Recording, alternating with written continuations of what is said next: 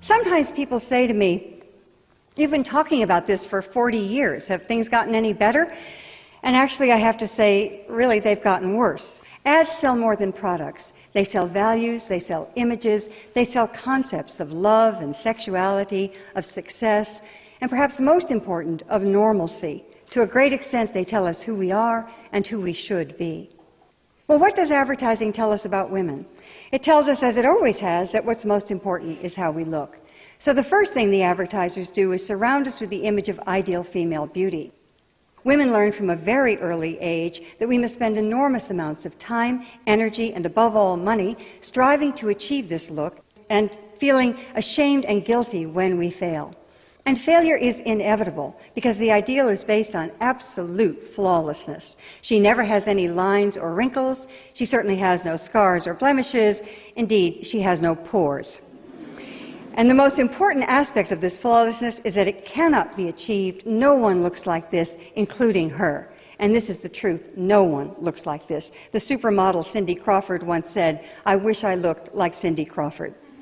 She doesn't. She couldn't, because this is a look that's been created for years through airbrushing and cosmetics, but these days it's done through the magic of computer retouching.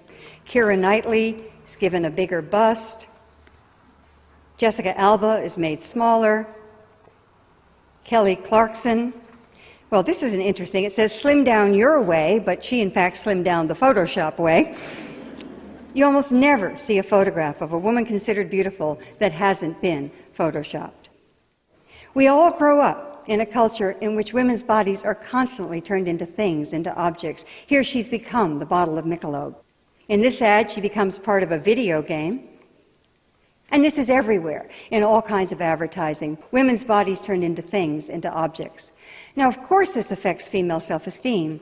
It also does something even more insidious. It creates a climate in which there's widespread violence against women.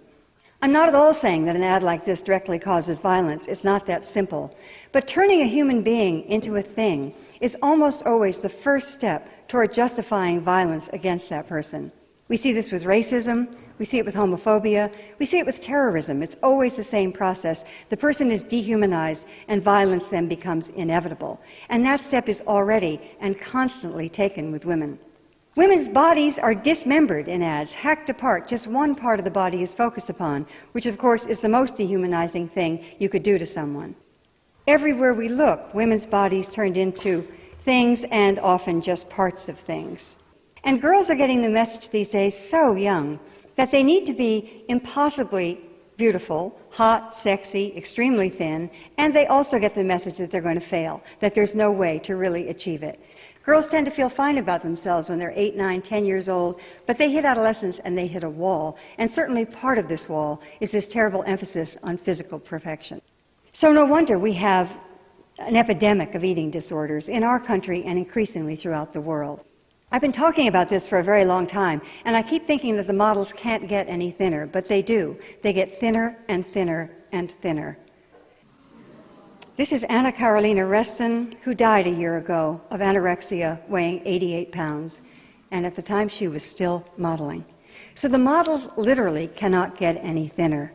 So Photoshop is brought to the rescue. There are exceptions, however. Kate Winslet has been outspoken about her refusal to allow Hollywood to dictate her weight.